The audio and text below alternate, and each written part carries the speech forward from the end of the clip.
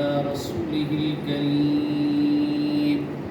أما بعد فأعوذ بالله من الشيطان الرجيم بسم الله الرحمن الرحيم إنا نحن نزلنا الذكر وإنا له لحافظون وقال النبي صلى الله تعالى عليه وسلم خيركم من تعلم القرآن وعلمه صدق الله مولانا العظيم وصدق رسوله النبي الأمي الكريم ونحن على ذلك لمن الشاهدين والشاكرين والحمد لله رب العالمين. محبت و عقیدت کے ساتھ سارے حضرات درود شریف پڑھ لیں. اللهم صل على سيدنا ومولانا محمد وعلى آل سيدنا وعلى آل سيدنا ومولانا محمد وبارک وسلم. دنیا نے دین کو بھلا رکھا ہے، دنیا نے دین کو بھلا رکھا ہے، غفلت کی نیند میں سلا رکھا ہے. خوش نصیب ہے اس دور میں اکبر، خوش نصیب ہے اس دور میں اکبر جس نے آج بھی قرآن کھلا رکھا ہے. انتہائی قابل قدر، ذی وقار، معزز و مکرم دوستوں اور بزرگوں، آج کی یہ تقریب ختم قرآن کے موقع پر منعقد کی گئی ہے. جامعہ عمر بن خطاب مدرسے کے چند خوش نصیب طلباء نے قرآن مجید کو اپنے سینے کے اندر محفوظ کیا. سب سے پہلے میں ان طلباء کرام اور ان کے والدین کو مبارکباد دیتا ہوں جنہوں نے یہ اعزاز حاصل کیا، اور اس کے ساتھ ساتھ جامعہ حاضہ کے محتمم مولانا قاری عمر فاروق صاحب بھی مبارکباد کے مستحق ہیں، اور جامعہ کے اساتذہ کرام جن کی دن رات کوششوں سے، کاوشوں سے، محنت سے ان بچوں نے قرآن کو سینے کے اندر محفوظ کیا. وہ سینہ بڑا عالیشان سینہ ہے جس سینے کے اندر قرآن موجود ہے. یہ قرآن جو آج سے 1400 سال پہلے اللہ نے آسمان سے زمین پر اتارا، جب یہ زمین پر اترا یہ پہلے قرآن لوح محفوظ کی تختی کے اندر محفوظ بھی تھا، مکنون بھی تھا، لیکن اللہ نے جب اس دنیا پر کرم کرنا چاہا تو اللہ نے قرآن کو قلب محمد مصطفیٰ صلی اللہ علیہ وسلم پر اتارا. یہ قرآن آہستہ آہستہ قلب محمد مصطفیٰ صلی اللہ علیہ وسلم پر اترا. پھر میرے محبوب علیہ السلام کے جمالی ہونٹوں سے یہ قرآن اترا، نکلا، اور اس کے بعد یہ قرآن راج کرتا ہوا، دلوں کو چمکاتا ہوا، سینے پہ راج کرتا ہوا. یہ قرآن ابو بکر صدیق کے سینے میں آیا، یہ قرآن فاروق اعظم کے سینے میں آیا، یہ قرآن حضرت عثمان غنی کے سینے میں آیا، یہ قرآن سیدنا علی المرتضیٰ کے سینے میں آیا. یہ قرآن صحابہ کے دلوں کو چمکاتا ہوا، صحابہ کے دلوں پہ راج کرتا ہوا، تابعین کے دلوں میں آیا، تابعین کے دلوں سے راج کرتا ہوا، تبع تابعین کے دلوں پہ آیا، وہاں سے راج کرتا ہوا ائمہ مجتہدین کے دلوں میں آیا، ائمہ مجتہدین کے دلوں پہ راج کرتا ہوا، ان کو چمکاتا ہوا، روشن کرتا ہوا محدثین کے قلوب میں آیا، محدثین کے قلوب سے راج کرتا ہوا یہ اولیاء تک، شاہ ولی اللہ محدث دہلوی رحمت اللہ علیہ تک. پھر ایستے ایستے چلتے چلتے قاری رحیم بخش پانی پتی رحمت اللہ علیہ تک. پھر ہمارے اساتذہ کرام نے اس قرآن کو سینے پہ لیا. پھر چلتا چلتا یہ دلوں پہ راج کرتا ہوا، سینوں کو چمکاتا ہوا، پھر یہ قرآن آیا حضرت قاری عمر فاروق کے سینے میں، حضرت قاری عمر فاروق صاحب کے سینے پہ راج کرتا ہوا، دل کو چمکاتا ہوا، پھر یہ ان بچوں کے سینے میں آیا۔ وہ قرآن ہے جو آج 1400 سال پہلے قلب محمد مصطفیٰ صلی اللہ علیہ وسلم پر اترا تھا۔ 1400 سال سے یہ راج کرتا ہوا یہ قرآن جو ہے آج بھی 8 سال کا بچہ ہے قرآن سینے میں محفوظ ہے، 80 سال کا بوڑھا ہے قرآن سینے میں محفوظ ہے۔ تورات بدل چکی ہے، انجیل بدل چکی ہے، باقی نسخے محفوظ نہیں رہے، لیکن قرآن ایسی لاریب کتاب ہے، ایسی بے مثال کتاب ہے جس کی ذمہ داری میرے رب نے اٹھائی ہے۔ اِنَّا نَحْنُ نَزَّلْنَا الذِّكْرَ وَإِنَّا لَهُ لَحَافِظُونَ۔ اللہ فرماتے ہیں کہ میں نے قرآن کو اتارا ہے اور ہم ہی جو ہے اس کی حفاظت کرنے والے ہیں، ہم ہی اس کے محافظ ہیں۔ تو حفاظت کس نے کی؟ سینوں پہ علماء اکرام نے قرآن کو محفوظ کر کے اس قرآن کی حفاظت کی، طلباء اکرام نے قرآن کو سینے میں محفوظ کر کے قرآن پاک کی حفاظت کی۔ قیامت کی صبح تک قرآن بھی رہے گا اور قرآن والے بھی رہیں گے۔ اللہ رب العزت نے ہم پر بہت بڑا کرم کیا۔ ویسے تو ہسپتال میں چلے جاؤ، جیلوں کے اندر چلے جاؤ، وہاں پہ آپ کو مریض بھی نظر آئیں گے، جیلوں کے اندر قسم و قسم کے لوگ نظر آئیں گے۔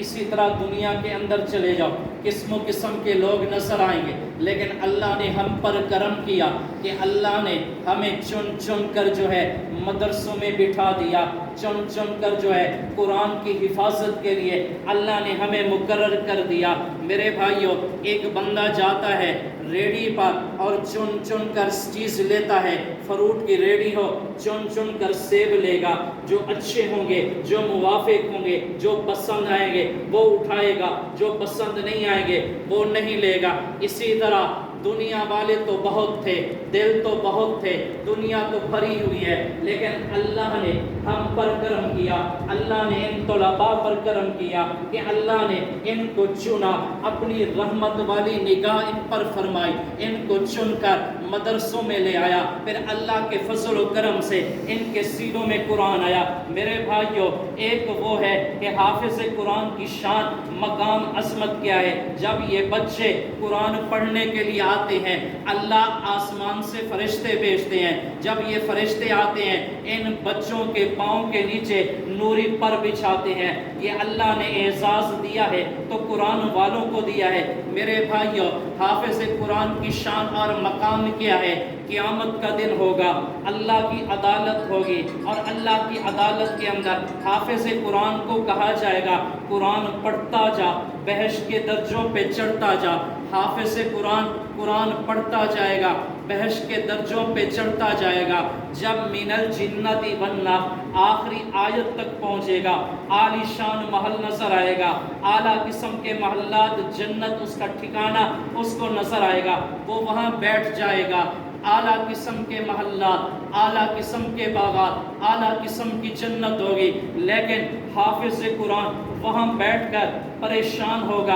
اللہ پوچھیں گے کہ اے حافظ قرآن، کیا میری جنت کے اندر تجھے مزہ نہیں آ رہا؟ کیا میری جنت کے اندر تجھے سکون نہیں آ رہا؟ حافظ قرآن کہے گا اے باری تعالیٰ، تو بھی اعلیٰ، تیری جنت بھی اعلیٰ، تو بھی شان والا، تیری جنت بھی شان والی۔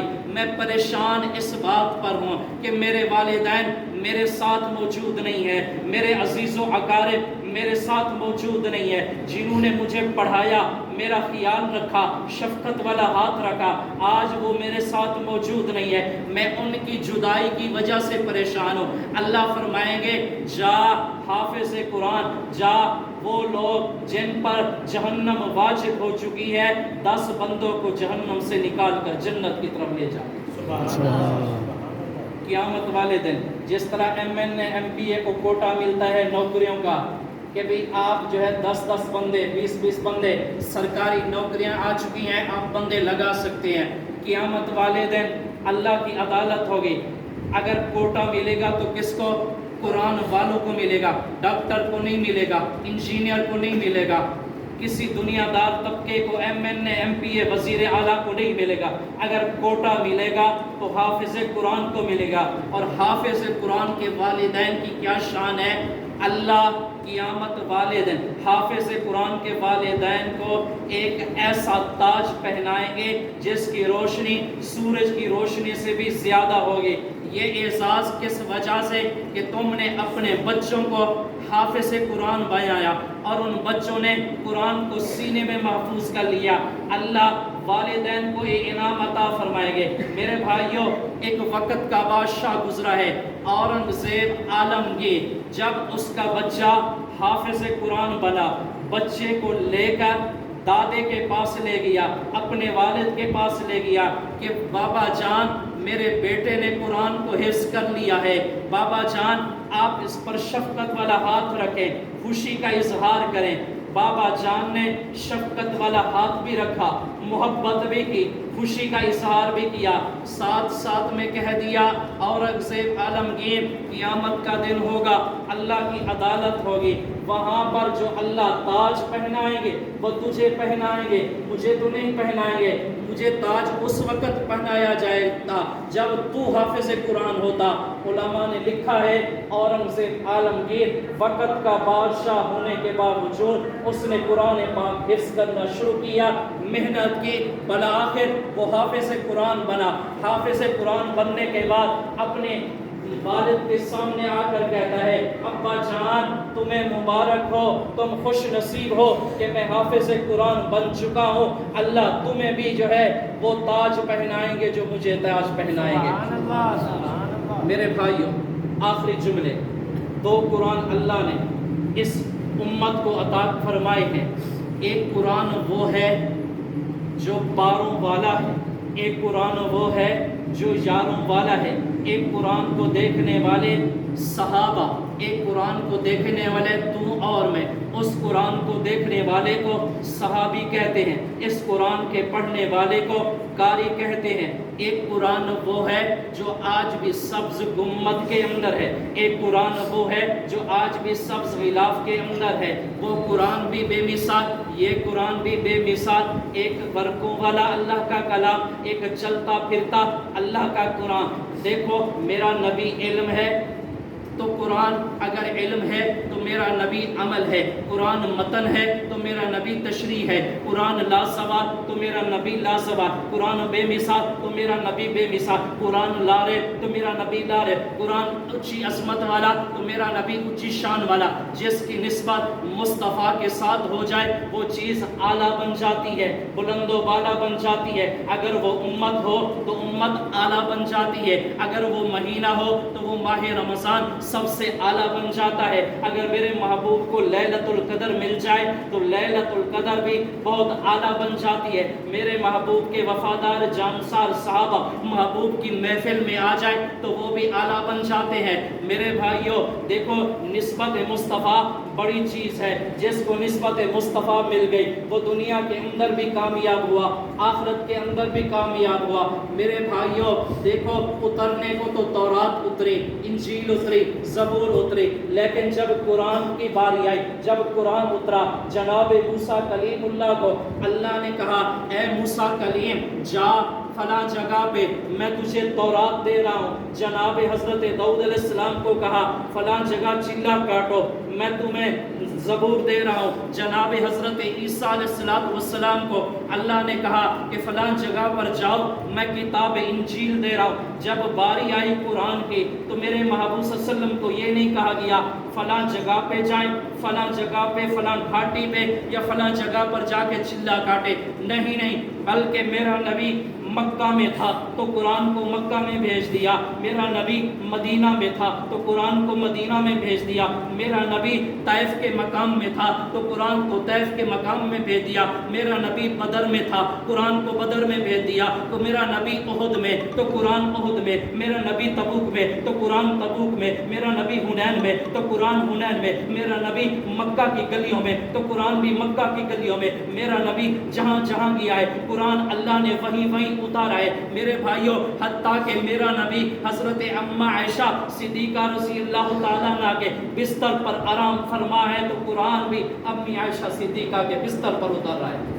یہ میرے محبوب کی شان ہے، یہ میرے محبوب کی عظمت ہے، یہ قرآن کی شان ہے، یہ قرآن کی عظمت ہے۔ آج ہم تہیہ کر لیں جن کے بچے حافظ قرآن ہیں، وہ مبارکباد کے مستحق بھی ہیں، خوش نصیب بھی ہیں۔ اللہ انہیں مزید جو ہے عمل کرنے کی، قرآن کے مطابق زندگی گزارنے کی اللہ توفیق عطا فرمائے۔ جن کے بچے نے قرآن نہیں پڑھا، آج سے تہیہ کر دو کہ ہم نے جو ہے اپنے بچوں کو قرآن مجید پڑھانا ہے، اچھی تربیت دلانی ہے، اور اپنے بچوں کو جامعہ عمر بن خطاب میں داخلہ دلوا کر بچوں کو قرآن کا حافظ بنانا ہے۔ یہ ادارہ پورے خانپور کے اندر عملی طور کے اندر بڑے بڑے علماء کے میں منہ سے یہ جملے سن چکا ہوں، اگر بہترین تربیت ہے تو جامعہ عمر بن خطاب کی ہے کہ بچوں کو قرآن بھی پڑھایا جاتا ہے، عملی تربیت بھی کرائی جاتی ہے، ذکر و اذکار کے حلقے بھی یہاں لگتے ہیں، نماز کے بعد بھی بچے اللہ اللہ کرتے ہیں۔ میرے بھائیوں، جب یہ بچے اللہ اللہ کرتے ہیں، اللہ کو یہ ذکر و اذکار کرنا بڑا پسند ہے، ان کے اللہ اللہ کرنے کی وجہ سے اللہ جو ہے والدین کے گناہوں کو معاف فرما دیتے ہیں۔ آخری جملہ، حضرت عیسیٰ علیہ السلام وقت کے اولو العزم پیغمبر ہیں، ایک قبر پر گزرے تو دیکھا کہ قبر والے کو عذاب مل رہا ہے، وہاں سے چلے گئے۔ چند عرصہ گزرنے کے بعد کیا دیکھتے ہیں؟ اس قبر پر موسلا دھار بارش کی طرح رحمت برس رہی ہے۔ حضرت عیسیٰ علیہ السلام نے اللہ رب العزت سے التجا کی، اے باری تعالیٰ کیا عجیب معاملہ ہے، جب میں پہلے گزرتا ہوں تو اس پر عذاب ہے، جب میں واپس آتا ہوں گزرتا ہوں اس پر موسلا دھار بارش کی طرح رحمت برس رہی ہے۔ تو اللہ رب العزت نے جواب حضرت عیسیٰ علیہ السلام کو جواب دیا، اے میرا پیغمبر عیسیٰ، یہ بندہ تھا تو گناہگار، لیکن اس نے وصیت کی تھی، اس کا بچہ اس کی گھر والی کے پیٹ کے اندر تھا اور اس نے وصیت کی تھی کہ میں دنیا سے چلا جاؤں تو میرے بچے کو جو ہے وقت کا جو پیغمبر تھا اس کی کتاب، دینی کتاب پڑھا دینا اور اس کو دین کی طرف لگا دینا۔